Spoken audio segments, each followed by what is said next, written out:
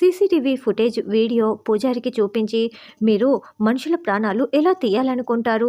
ఈ వీడియో చూసిన తర్వాత కూడా నేను చేయలేదని, తీర్థంలో విషం కలపలేదని తప్పించుకుంటారా అని రామలక్ష్మి, శౌర్య ఇద్దరు పూజారిని నిలదీస్తూ ఉంటారు. అప్పుడు ఆ పూజారి, చూడమ్మా, వాళ్ళు నన్ను కిడ్నాప్ చేసి తీసుకువెళ్లారు.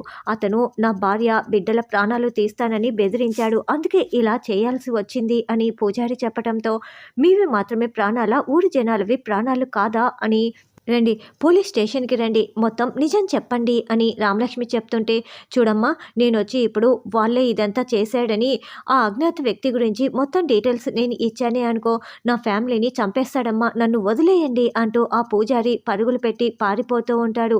ఆగండి పూజారి గారు అంటూ రామలక్ష్మి, శౌర్య వెంట పడుతూ ఉంటే, అప్పుడే ఒక జీప్ వచ్చి ఆ పూజారిని యాక్సిడెంట్ చేసి వెళ్ళిపోతుంది.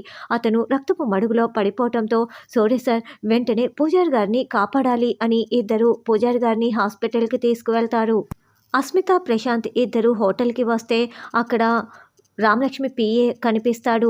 అప్పుడు వెంటనే ప్రశాంత్ రామలక్ష్మికి ఫోన్ కాల్ చేస్తుంటే, ఎందుకు చేస్తున్నావని అస్మిత అంటుంది.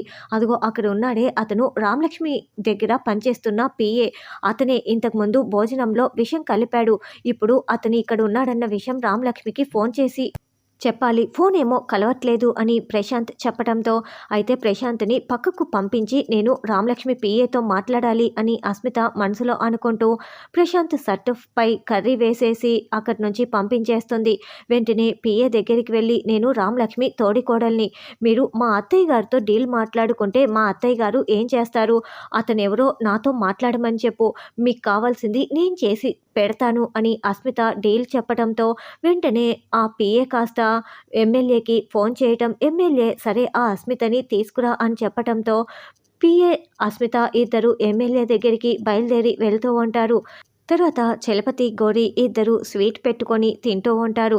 అప్పుడే కాలింగ్ బెల్ మోగటంతో, ఏమండి, ఎవరో వచ్చినట్లున్నారు, మీరు ఈ డైనింగ్ టేబుల్ కింద దాక్కోండి, నేను వెళ్ళి డోర్ ఓపెన్ చేస్తాను అని గౌరీ వెళ్ళి డోర్ ఓపెన్ చేయగా అక్కడ శ్రేణు రావటంతో, మీరేంటి ఇలా వచ్చారు అని గౌరీ టెన్షన్ పడుతూ ప్రశ్నిస్తూ ఉంటుంది.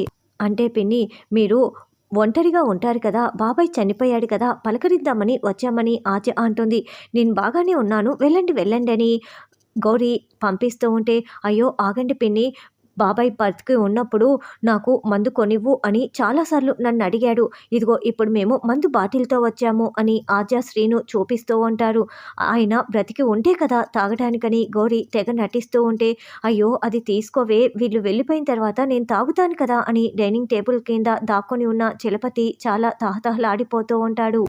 లేకపోతే ఏంటి పిన్ని, బాబాయ్ ఫోటో దగ్గర ఈ బాటిల్ పెట్టి మేము ఒకసారి ముక్కుకొని వెళ్తాము అని గౌరిని తప్పించేసి వాళ్ళు బలవంతంగా లోపలికి వచ్చి ఫోటో దగ్గర ఆ బాటిల్ని పెట్టి, బాబాయ్ మిమ్మల్ని చాలా మిస్ అవుతున్నాం అని చెప్తూ ఉంటే, నేను చాలా బాగున్నాను, మీరు ఇచ్చిన మందు నేను తాగేస్తాను కదా అని చలపతి అంటాడు. ఎక్కడి నుంచి బాబాయ్ మాటలు వినిపిస్తున్నాయే అని శ్రీను ప్రశ్నిస్తూ, పైగా డైనింగ్ టేబుల్పై 2 బౌల్స్ కూడా ఉన్నాయి కదా అని ప్రశ్నిస్తూ ఉంటారు.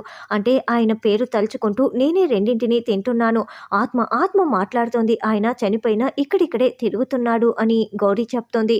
ఓ అవునా, సరే మేము వెళ్ళొస్తామంటూ వాళ్ళు బయటికి వెళ్ళగానే, అబ్బా మందు బాటిల్ అని చలపతి మందు బాటిల్ని చూసుకుంటూ తెగ మురిసిపోతూ ఉంటాడు.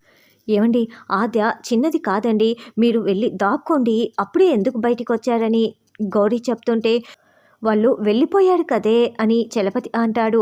వచ్చేస్తారండి మళ్ళీ అని గౌరీ చెప్తుంటే, మేము వచ్చేసాం అంటూ శ్రీను అక్కడ ప్రత్యక్షమవుతారు. అదేంటి, బాబాయ్ బ్రతికే ఉన్నారే అని ప్రశ్నిస్తూ ఉంటే, ఎక్కడా నాకు కనిపించట్లేదే, ఆత్మ తిరుగుతూ ఉంటుందని గౌరీ కవరింగులు చేస్తూ ఉంటుంది.